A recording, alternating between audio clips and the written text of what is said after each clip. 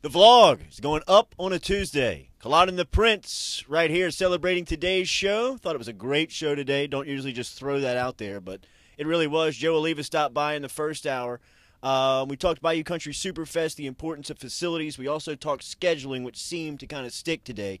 That regular season finale for the football team that's being played, the final playing weekend. There's some discussion of possibly moving that game around Friday, Saturday. Oliva confirmed this morning there's absolutely no chance. He guaranteed that it wouldn't be played on Thanksgiving Day. This thing have a chance of falling on Friday? I mean, I know how big he was last year on pushing for Saturday nights in Tiger Stadium. The conference doesn't get that when they negotiated this Turkey Day deal in A&M and the Baton Rouge coming back home and home. Yeah, but again, it's in the hands of CBS. They have the right to pick the game that they want and place it there. And CBS is going to be a hardhead and want to have a game in Tiger Stadium. That could be one of the games. Just let's take a look at it, okay? Home games in Tiger Stadium. Auburn, third week of the season.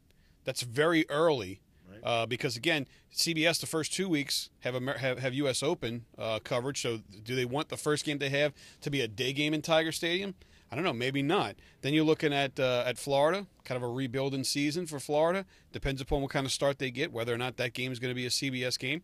And then, looking down the line, is Arkansas the game that's going to be a daytime game in Tiger Stadium? LSU and Arkansas have only played one nighttime game in Tiger Stadium in the last 15 years, and that was the year that Auburn and Alabama were played on Black Friday. So LSU got one. 2010, when they busted out the gold helmets. Exactly, pro combat uniforms. So you're looking at – no, it's 2008. I'm sorry, 2008. Sorry, 2008. It's okay. Or 2009. It was 2009. Chad Jones. We got it done. Chad Jones' last home game in Tiger Stadium. Math. But, yeah, so that's what you're looking at there. So regardless, whatever the word it may be, whatever year it was. Fully capacitated. Whatever year it was, that was the only time they played a night game in Tiger Stadium in 15 seasons. So you're looking at this from the perspective of, all right, CBS is going to probably want to put a game in Tiger Stadium. You don't play Alabama here this year. Which one of the other four is it going to be? Because those are those four conference games. It's going to be one of those games that CBS is going to want to have in Tiger Stadium. Do they want to have LSU and whoever else it is a night game in Tiger Stadium, or is it going to be a day game? Because if it's going to be a day game, then that the opportunity to move that game from Saturday to Friday is still going to be there. And again, there's no chance of playing it on Thanksgiving, but the Friday game in Tiger Stadium on Black Friday still exists.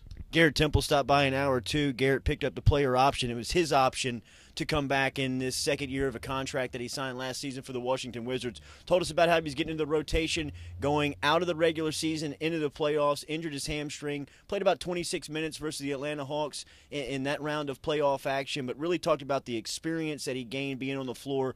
And one interesting piece I took away was it seems like Garrett has had, or Paul Pierce has had a lot of – it just seems like he's meant a lot to Garrett and his growth as a pro. Yeah, when you think about some of the pros that he's been around, LeBron for a camp with the Heat, Paul Pierce here, he's learning from some established guys, and that's what you want to do. Those guys, they don't just know the game, they know how to be a pro.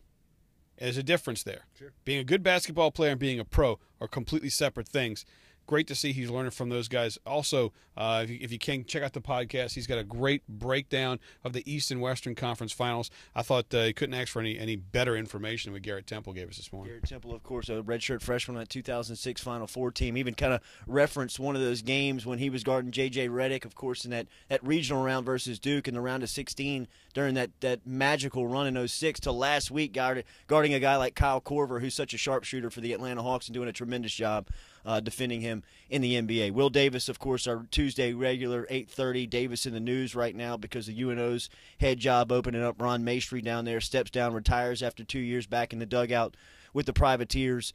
Look, Palminary's been asked about it. He was pretty frank about it yesterday before they took off to Hoover. And this morning, our first question out of the chute to Will was his interest or trying to gauge his interest on the job, and he shot it straight. He's highly interested, but fully focused on what LSU has left in front of him. Well, and it's interesting there. That's one of the key differences I see in the sport of baseball than the other college sports is that with the recruiting being what it is in football and basketball, you never have an assistant come out and publicly say, I want that job.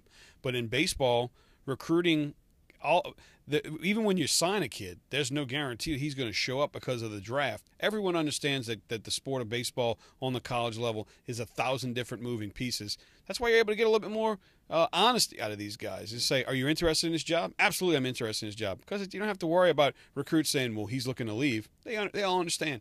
College baseball is moving parts. Look, I wish the best for Will Davis. I think he's ready for it. This is a much better UNO job than it was 2 years ago when Ron Maestri took it. A better facility. They've got some support. They've worked on their infrastructure there. It's a pretty good job now. One other thing I want to talk about here. Very serious. All right, serious face. Wednesday and Thursday on your morning drive with Culotta and the Prince, we will be giving away tickets to see Taylor Swift in Tiger Stadium. What you need to do is you need to go into the huddle and record about 15 or 20 seconds of you singing Taylor Swift. We will pick a winner from those that submit audio in the huddle singing Taylor Swift.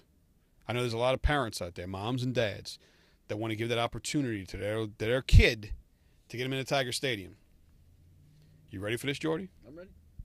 You ready for this? World. We're still going to give away beer with the hashtag Kenny Loves Corona Light.